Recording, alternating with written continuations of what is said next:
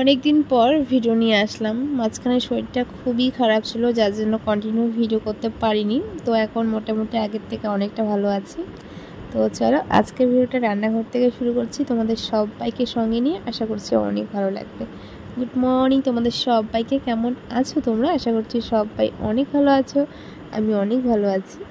এটা না ভিডিওটা পুজোর একদিন বা দুদিন আগের ছিল। তো ভিডিওটা করেছিলাম ঠিকই, তবে আমার এত পরিমাণে গলা ব্যথা ছিল যে আমি ভিডিও এডিট করতে পারছিলাম না, ভয়েস ওভার করতে পারছিলাম না, যার জন্য ভিডিওটাও আর দেওয়া হয়নি। তো তোমরা আমাকে ভিডিওর মধ্যে কমেন্ট করে বলেছো পুজো শপিং হয়েছে কিনা, আর হলে পরে মানে দেখাতে। তো সেরকম একটা হয়নি, যতটুকু হয়েছে ততটুকুই এই ভিডিওতে দেখাবো। তো দেখো রান্নাবান্না কমপ্লিট, রান্নাবান্না হয়নি, রান্নাঘরের সমস্ত বাসি কাজ কমপ্লিট করে নিয়েছি। আজকে সকালবেলা খাচ্ছি রুটি। আমরা তো সকালবেলা ভাতই খেয়ে থাকি, তবে আজকে করছি রুটি, আর রুটির সঙ্গে আলু ভাজি। যেহেতু মাংস ছিল না বলতে সকাল সকাল মাংস আর কোথায় পাবো, তাই আলু ভাজা করছি। রুটির সঙ্গে আলু ভাজাও ভালো লাগে, তারপরে যে নানা রকমের সবজি থাকে সেটাও ভালো লাগে, আর মাংস তো ভালো লাগবেই। তো ঘরের মধ্যে কিছুই ছিল না, তাই আমি অনেকগুলো আলু ভাজা নিয়েছি, মানে আলু কেটেছি। আর এতগুলো আলু ভালো করে আমি একটু বেশি করে আলুটাকে ভাজি, তো ভাজতে ভাজতে না অনেকটা পরিমাণে কমে আসে, বেশ লাগে আলু ভাজাগুলো খেতে। তো যার জন্য আমি অনেকটাকে আলু কেটে নিয়েছি। সকালবেলা ঘুম থেকে উঠে এখনও কিছুই খাওয়া হয়নি। আজকে রুটি করব, আলু ভাজা করব, আর দুপুরবেলা একবারে ভাত করব, তাহলে ভাতটা রাতেও হয়ে যাবে। তো চলো আলুটাকে ভালো করে ভেজে নিই। আর মা ওদিকে রুটি বেলছে, মানে একসঙ্গে যেন হয়ে যায়, বেলছে আর একটার পর একটা ভাজতেই থাকবো। তো চলো আমাদের রুটি ভাজা কমপ্লিট। 10টার মতো রুটি হয়েছে, মা খাবে 8টা আর আমি খাবো 2টো।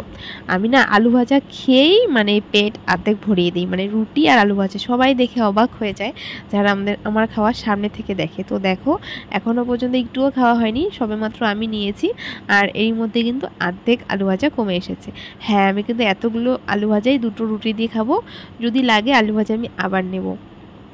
তো যাই হোক, খাওয়া দাওয়া করে টুকটাক যা কাজকর্ম ছিল, বাসন মাজা, ঘর গোছানো, এগুলো কমপ্লিট করে নিয়েছি। বাড়ি এসেছি শোয়ার ঘরে।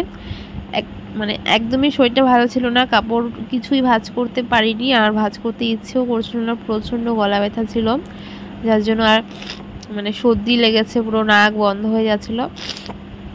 তো মোটামুটি এখন আছি ভালো, যার জন্য ভাবলাম অনেকদিন থেকে ভিডিও দেওয়া হচ্ছে না। ভিডিওটা আমি অনেকদিন আগেই করে রেখেছিলাম, যেদিন শরীরটা খারাপ ছিল সেদিনই কষ্ট করে ভিডিওটা করেছি, তবে ভয়েস ওভার কিছুতেই করতে পারিনি, খুব অসুবিধা হচ্ছিলো। তো যার জন্য তো চলো, আমি তো ঘরটা কিছুদিন আগে তো সুন্দর করে ডিপ ক্লিন করে নিয়েইছি, আর তার মধ্যে বিড়ালগুলো উপরে উঠে না আবার নোংরা করে দিয়েছে। আজ বাদে কাল হয়তো বা পুজো, মানে 2 দিন বাদে।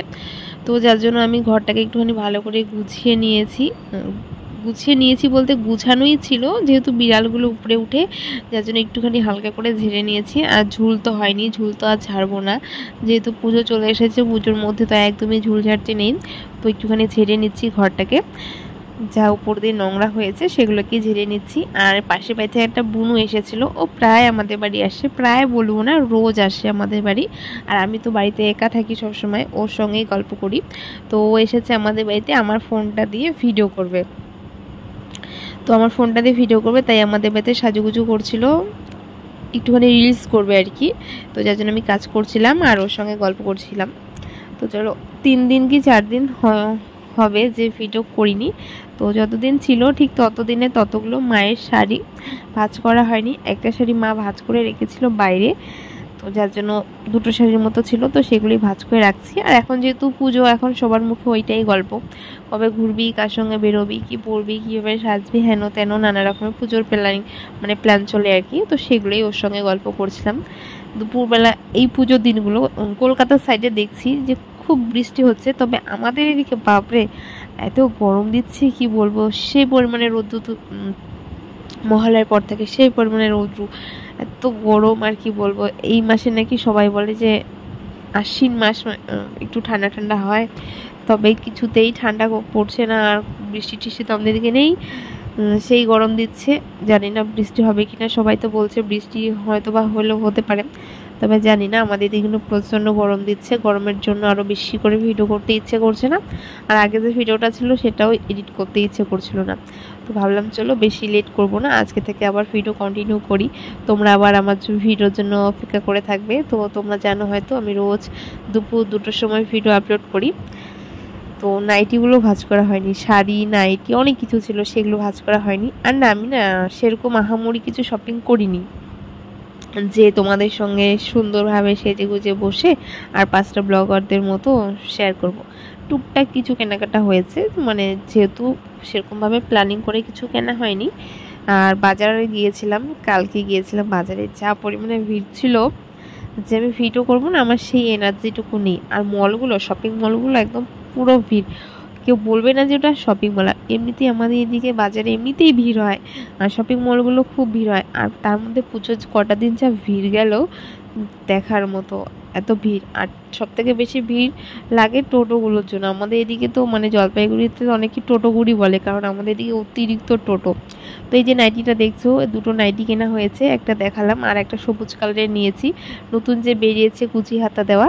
আর তার ভালো মতো দেখালাম না, কালকে দেখাবো। আর নিয়েছি 3টে 3 পিস, 3টের মধ্যে 2টো এসেছে আর একটা আসেনি। তো যেগুলো এসেছে সেগুলোই দেখিয়ে দিচ্ছি। তো এই যে একটা 3 পিস দেখছো, এটা হচ্ছিলো সাদার মধ্যে নিয়েছি। এটা কিন্তু একদমই সাদা ছিল, আর তার মধ্যে সুতোর কাজ করা ছিল, খুব সুন্দর, ভালো, মানে ড্রেসটা আর কি খুব ভালো। যেহেতু আমি এটা ফিটিংস করানোর জন্য রেখেছিলাম ব্যাগের মধ্যে, তাই সেটা ফিটিংস করিয়ে নিয়েছি। আর প্যান্ট আর ওড়নাটা শোকেসের মধ্যে ছিল, তাই সেটা দেখানো হয়নি। যখন পরবো তখন তোমরা দেখবে। দুর্গাপুজোয় তো আর ঘুরতে বেরোই না, কালী পুজোয় যদি বেরোই তো সেটা পরে বেরোবো, তখন দেখাবো ভালো মতো। আর এই যে কুর্তিগুলো নিয়েছি, আমি 4-5টা কুর্তি আর 4-5টা নাইটি নিব ভেবেছিলাম, কিন্তু এত ভিড় আর কি বলবো, যে একটু ভালো মতো জিনিসগুলো দেখে নিব না, সেটা হচ্ছে না। জানোই তো ভিড় হলে দোকানদারের কতটা অ্যাটিটিউড বেড়ে যায়, হাই লেভেলের হয়ে যায়। যার জন্য চোখের সামনে বেশি ঘাটাঘাটি করিনি, আর চোখের সামনে যতটুকু পেয়েছি তার মধ্যে থেকেই বেছে নিয়েছি। আর সব থেকে মেন ব্যাপার যেটা, আমাদের না 12 মাস টুকটাক বাজার চলতেই থাকে, সেরকম কোনো ব্যাপার নেই যে দুর্গা পুজোতেই নিতে হবে আর নেওয়া যাবে না। তাই যেহেতু না নিলেই নয়, আর নতুন জামা কাপড় কিনতে হয়, সবাই আশেপাশে কিনে, তার জন্য আমি টুকটাক কিছু কিনেছি। 3 পিস নিয়েছি 3টে। আর মাকে একটা, মানে মা একটা নিয়েছে, আর বুনু এখনও দেয়নি কিছু, ও বলেছে পয়সা দিবি কিছু নিয়ে নিতে। আর এদিকে হচ্ছিলো মা, এগুলো যে দেখছো এগুলো মা দিয়েছে, আর হচ্ছিলো বাবা তো পয়সা দিবে ঘোরার জন্য। তো যার জন্য আর সেরকমভাবে কিছুই নেওয়া হয়নি। আর এই যে ফ্রকটা দেখছো, এটা আগেরবার দুর্গাপুজোর সময় নিয়েছি। এখন কিন্তু গরমের দিনে কোথাও যাওয়া আসা, মানে টুকটাক যদি কোথাও যাওয়া যায়, তবে এটা খুব ভালো, সুতি ছিল, খুব ভালো। এটাও সেল থেকে নিয়েছিলাম। আর কুর্তিগুলো দেখলে, 2টো কুর্তি, 2টো প্লাজো আর 2টো নাইটি নিয়েছি, আর 3টে 3 পিস, এতটুকুই ছিল। আর একজোড়া জুতা নিয়েছিলাম, মানে হিল নিয়েছিলাম, সেটাও এসেছে, তবে সেটা দেখানো হয়নি, সেটা অন্য কোনো ব্লগে দেখিয়ে দেবো। আসলে কি, মানে কখন কি দেখাবো কিছুই বুঝতে পারছি না, পার্সেল আসতেই আসে একটার পর একটা। আর আমার ফোন থেকে যেহেতু আশেপাশে সবাই অর্ডার করে, তো আমাকে সেগুলো রিসিভ করতে হয়, তো আমি ভালো মতো বুঝতেও পারি না যে কখন কোনটা কার দেখিয়ে দিব, যার জন্য আর সেরকমভাবে দেখাই না। শুধু মুখেই বলছিলাম, হোয়াইট কালারের একটা হিল দিয়েছিলাম, সেটা খুব সুন্দর এসেছে। আমি প্রথম, অনেকেই যেহেতু আমার ফোন থেকে মানে অর্ডার করে, আর এখন যেহেতু অনলাইনে শপিং চলছে বেশিরভাগ, তবু মার্কেটে অনেক ভিড় ছিল। আর সবাই ভাবে হয়তো আমি অনেক কিছু অর্ডার দিয়েছি, একটার পর একটা পার্সেল রিসিভ করি, আসলে এরকমটা নয়। আমি সেরকম কিছুই অর্ডার করিনি, টুকটাক মানে যা কেনার আমি আমাদের বাজার থেকে কিনেছি। আর আমাদের বাজারে 12 মাস ভিড়, 12 মাস সেল দেয়, তার জন্য এরকম কোনো আমার ইচ্ছা ছিল না যে কিনতেই হবে, কারণ যখন তখন অনেক কিছুই থাকে, সব সময় থাকে অ্যাভেলেবেল, তাই আমি আর কিছু কিনিনি। যাই হোক, আজকে একটা কাঁকড়া পেয়েছি, মানে আমি কোনোদিনও কাঁকড়া হাতে ধরিনি, আজকে ফার্স্ট টাইম ধরলাম, তাই তোমাদের সঙ্গে শেয়ার করলাম। রাস্তা দিয়ে হেঁটে হেঁটে যাচ্ছিলো, হয়তো বা কেউ বাজার থেকে কিনে এনেছে, আমি জানি না, হয়তো বা দিঘি থেকে বা পুকুর থেকেও আসতে পারে।